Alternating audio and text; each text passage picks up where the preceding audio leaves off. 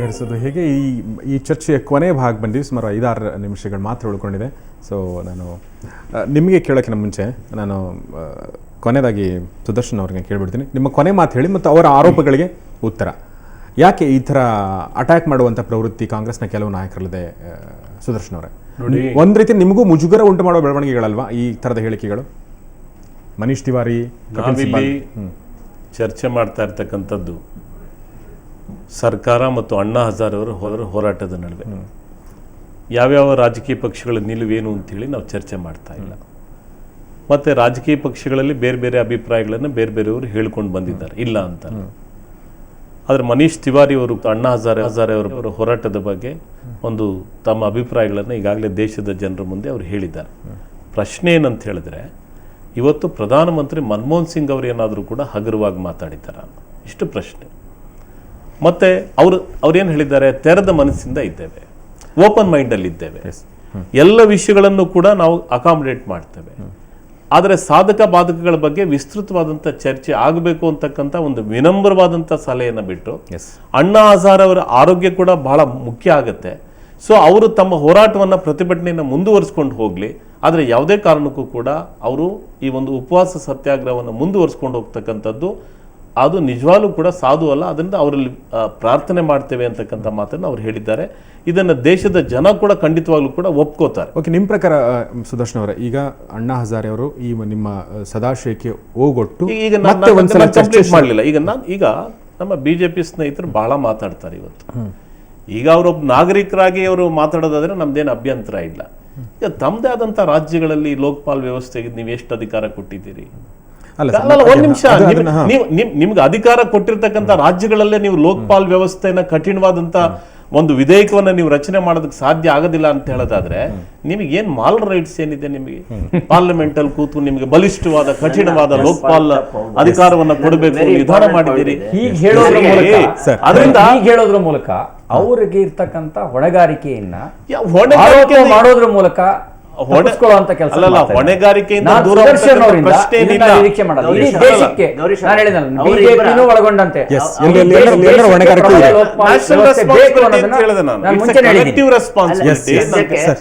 Complete ಮಾಡಲಿಲ್ಲ.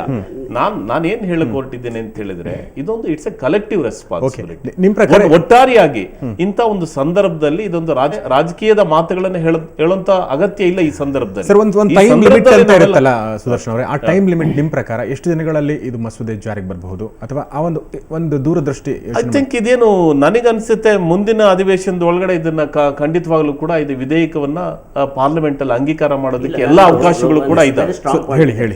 ಈಗ ಅನವಶ್ಯಕವಾಗಿ ರಾಜಕೀಯ ಪಕ್ಷಗಳ ತೀಟೆ ಅಥವಾ ಆರೋಪಗಳನ್ನು ಮಾಡಿ ಅಮೂಲ್ಯ ಸಮಯವನ್ನು ಹಾಳು ಮಾಡೋಕ್ಕಿಂತ ನೇರವಾಗಿ ವಿಷಯಕ್ಕೆ ಬರೋದಿದ್ರೆ ನಿಮ್ಮ ಪ್ರಶ್ನೆಯ ಸೂತ್ರವೇ ಮುಖ್ಯವಾದದ್ದು. ಚರ್ಚೆ ವಿಶ್ವಾಸವನ್ನು ಕಳ್ಕೊಳ್ತಾ ಇದೆ ಅಂತೇಳಿ. ಕಳೆದ 4-6 ವರ್ಷಗಳಲ್ಲಿ ಲೋಕಸಭೆಯಲ್ಲಿ ಶಾಸನ ಸಭೆ ನಡೀತದೆ, ನಮ್ಮ ವಿಧಾನಸಭೆ ಶಾಸನ ಸಭೆ ನಡೀತದೆ. ಒಂದು ವಿಧೇಯಕದ ಮೇಲೆ ಚರ್ಚೆ ಆಗ್ತದೆ. ವಿರೋಧ ಪಕ್ಷದವರ ಬಹಿಷ್ಕಾರ, ಹೊಡೆದಾಟ, ಕುರ್ಚಿಗಳನ್ನು ಎತ್ಕೊಳ್ಳೋದು, ಮಾಯ್ಕಗಳನ್ನು ಕಿತ್ತುಕೊಳ್ಳೋದು, ಬಾವಿಯಲ್ಲಿ ಬಂದು ಬೀಳೋದು. ಕೊನೆಯ ದಿವಸ 16,000 ಕೋಟಿ ರೂಪಾಯಿನ ಎಲ್ಲ ಮಸೂದೆಗಳನ್ನು ಧ್ವನಿಮತದಿಂದ ಅಂಗೀಕಾರ ಮಾಡುವಂಥದ್ದು. ಯಾವ ವಿಧೇಯಕದ ಮೇಲೆ ಪಾರ್ಲಿಮೆಂಟ್ನಲ್ಲಾಗಲಿ ಅಥವಾ ಅಸೆಂಬ್ಲಿಯಲ್ಲಿ ಆಗಲಿ ಚರ್ಚೆಗಳಾಗಿದೆ? ಇಂಥ ವಿಷಯಗಳನ್ನ ಚರ್ಚೆಗೆ ತೆಗೆದುಕೊಂಡಾಗ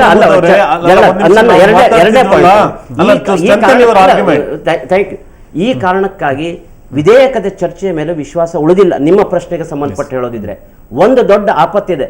ಒಂದು ವೇಳೆ ಅಣ್ಣಾ ಹಜಾರೆಯವರ ಚಳುವಳಿ ಯಶಸ್ವಿ ಆದರೆ ಸಾತ್ವಿಕರು, ಅಬಲರು, ದುಡ್ಡು ಇಲ್ಲದೆ ಇದ್ದವರು, ಭ್ರಷ್ಟಾಚಾರಿಗಳು ಅಲ್ಲದೆ ಇದ್ದವರು ಚುನಾವಣೆಗಳು ನಿಲ್ಲಬಹುದು ಅಥವಾ ಪ್ರಜಾಪ್ರಭುತ್ವವನ್ನು ರಕ್ಷಣೆ ಮಾಡಬಹುದು. ಒಂದು ವೇಳೆ ಇದನ್ನು ಫೇಲ್ಯೂರ್ ಆದರೆ ಕೇವಲ ಹಣವಂತರು, ಭ್ರಷ್ಟಾಚಾರಿಗಳು ಮಾತ್ರ ಪಾರ್ಲಿಮೆಂಟ್ ಮತ್ತು ಇದರಲ್ಲಿ ಇರಬೇಕಾಗ್ತದೆ. ಅದಕ್ಕೆ ಕಾರಣಕ್ಕಾಗಿ ವಿಳಂಬ ಮಾಡದೆ ಜಾರಿಗೆ ತರಬೇಕು ಅನ್ನುವಂಥದ್ದು. ಥ್ಯಾಂಕ್ ಯು ಹೆಗಡೆ ಅವರೇ. ರವಿ, ಥ್ಯಾಂಕ್ಸ್ ನಿಮಗೆ ನಮ್ಮ ಜೊತೆ ಬಂದು ಮಾತಾಡಿ. ನೀವೇನೋ ಹೇಳಕ್ಕೆ ಕೊಡ್ತೀರಿ ಲಾಸ್ಟಿಗೆ ಅಂತ ಅನ್ಕೊಂಡಿದ್ದೀನಿ ನಾನು. ಇಲ್ಲ, ಸಮಯ. ಮನಮೋಹನ್ ಸಿಂಗ್ ಅವರು ಮಾತಾಡದಿರೋದೇ ಈ ದೇಶದ ಪ್ರಜಾಪ್ರಭುತ್ವ ದುರ್ದೈವ. ಓಕೆ, ಅವರು ಮಾತಾಡಬೇಕು, ತನ್ನ ಇಚ್ಛಾಶಕ್ತಿಯನ್ನು ಪ್ರಕಟ ಮಾಡಬೇಕು. ಆ ಇಚ್ಛಾಶಕ್ತಿಯನ್ನು ಪ್ರಕಟ ಮಾಡಬೇಕು. ಅವರು ರಾಷ್ಟ್ರೀಯ ಹಿತದ ಹಿನ್ನೆಲೆಯಲ್ಲೇ ಯೋಚನೆ ಮಾಡಬೇಕು. ಋಣ ತೀರಿಸೋ ಹಿನ್ನೆಲೆಯಲ್ಲಿ, ನಾನು ಯಾವುದೋ ಋಣ ತೀರಿಸಬೇಕು ಅನ್ನೋ ಹಿನ್ನೆಲೆಯಲ್ಲಿ ಅನ್ಯಾಯವನ್ನು ಸಹಿಸಿಕೊಂಡು ಅನ್ಯಾಯದ ಭಾಗ ಆಗಬಾರ್ದು. ಸುದರ್ಶನ್, ನಿಮ್ಮ ಕೊನೆ ಅವಕಾಶ ಚಿಕ್ಕದಾಗಿ ಹೇಳಿ. ಎಲ್ಲರ ಋಣ ಇರೋದು ಸಂವಿಧಾನಕ್ಕೆ, ಎಲ್ಲರ ಋಣ ಇರೋದು ಈ ದೇಶದ ಜನರಿಗೋಸ್ಕರ. ಅಂಡರ್ಲೈನ್. ಅದೇ ದೇಶ ಅಂದ್ರೆ ಇದು ವ್ಯವಸ್ಥೆನೇ. ಜನ ಬಿಟ್ಟು ದೇಶ ಇಲ್ಲ. ಅದರಿಂದ ಇವತ್ತು ಅವ್ರು ಏನು ಹೇಳಬೇಕು ಸ್ಪಷ್ಟವಾಗಿ ಪಾರ್ಲಿಮೆಂಟಿನ ವೇದಿಕೆ ಮುಖಾಂತರ ಈ ರಾಷ್ಟ್ರದ ಜನರಿಗೆ ಸ್ಪಷ್ಟವಾದಂಥ ಸಂದೇಶವನ್ನು ಕೊಟ್ಟಿದ್ದಾರೆ.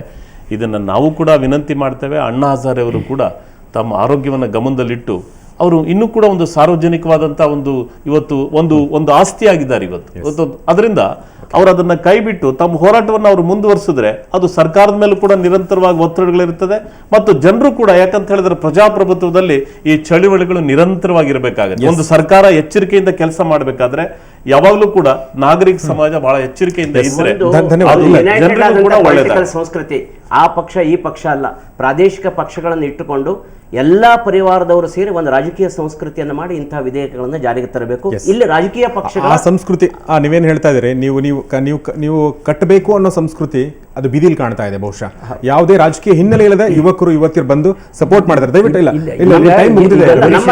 ನಮ್ಮ ದೇಶದಲ್ಲಿ ಮಾತ್ರ ದೇಶದ ಹಿತಾಸಕ್ತಿಯನ್ನು ಬಿಟ್ಟು ಚರ್ಚೆ ನಡೀತಕ್ಕಂಥ ಸಂಗತಿ ನಡೆಯುತ್ತೆ. ಭಯೋತ್ಪಾದನೆ ಬಗ್ಗೆ ಅಮೆರಿಕದಲ್ಲಿ 2 ರಾಜಕೀಯ ಪಕ್ಷಗಳ ಬಗ್ಗೆ ವಿಭಿನ್ನ ನಿಲುವಿಲ್ಲ. ರವಿ, ಭ್ರಷ್ಟಾಚಾರದ ಬಗ್ಗೆ ವಿಭಿನ್ನ ನಿಲುವಿಲ್ಲ. ನಮ್ಮ ದೇಶದಲ್ಲಿ ಮಾತ್ರ ಇವೆಲ್ಲದ್ರ ಬಗ್ಗೆನೂ ವಿಭಿನ್ನ ನಿಲುವನ್ನು ಒಂದೊಂದು ಪಾರ್ಟಿಗಳು ಹೊಂದ್ಕೊಳ್ಳೋದು. ಎಸ್ ರವಿ ಅವರೇ, ತುಂಬಾ ಥ್ಯಾಂಕ್ಸ್ ನಮ್ಮ ಜೊತೆ ಇಲ್ಲಿ ಬಂದು ಮಾತಾಡ. ಪ್ರಮೋದ್ ಹೆಗಡೆ ಅವರೇ, ತುಂಬಾ ಥ್ಯಾಂಕ್ಸ್. ನಿಮಗೂ ಕೂಡ ಮೊದಲ ಬಾರಿ ಚರ್ಚೆಯಲ್ಲಿ ಭಾಗವಹಿಸ್ತಾರೆ. ಮತ್ತೆ ಬರ್ತಾ ಇರಿ. ನೀವು ಕೂಡ ಸುದರ್ಶನ್ ನಮಗೆ ಯಾವಾಗಲೂ ಬರ್ತಿರ್ತಾರೆ. ಧನ್ಯವಾದ ನಿಮಗೂ ಕೂಡ. ಸೊ ಇದು ಬಿಕ್ಕಟ್ಟು ಬಗೆಹರಿಸೋದು ಹೇಗೆ ಅನ್ನೋದ್ರ ಬಗ್ಗೆ ಚಿಕ್ಕದೊಂದು ಚರ್ಚೆಯ ಪ್ರಯತ್ನ. ಸೊ ಬಹುಶಃ ಜನ ಸಮೂಹ ಏನು ಒಪಿನಿಯನ್ ಕ್ರಿಯೇಟ್ ಆಗ್ತಾ ಇದೆ, ಅಂದರೆ ಯಾವ ಅಭಿಪ್ರಾಯ ರೂಪಿತ ಆಗ್ತಾ ಇದೆ, ಜನಸಮೂಹದ ಭಾವನೆ, ಆ ಭಾವನೆ ಗೌರವಿಸುವಂಥ ಕೆಲಸ ಸರ್ಕಾರಗಳು ಮಾಡಬೇಕು. ಆ ಸರ್ಕಾರ ಕೇಂದ್ರ ಸರ್ಕಾರಕ್ಕೆ ಮಾಡಬೇಕಾಗಿದೆ. ಸೊ ಆ ಹೊಣೆಗಾರಿಕೆಯನ್ನು ಎಷ್ಟರ ಮಟ್ಟಿಗೆ ಮತ್ತು ಎಷ್ಟು ಬೇಗ ನಿಭಾಯಿಸುತ್ತೆ ಅನ್ನೋದನ್ನು ಕಾಲವೇ ನಿರ್ಧರಿಸುತ್ತೆ ಅಥವಾ ಮುಂದಿನ ದಿನಗಳು ನಿರ್ಧರಿಸಲಿವೆ. ಇದು ಇವತ್ತಿನ ಚರ್ಚೆ. ಕ್ಷಣ ಸುದ್ದಿಗಾಗಿ ನೋಡ್ತಾರೆ ಸುವರ್ಣ ನ್ಯೂಸ್ 24/7. Thank you.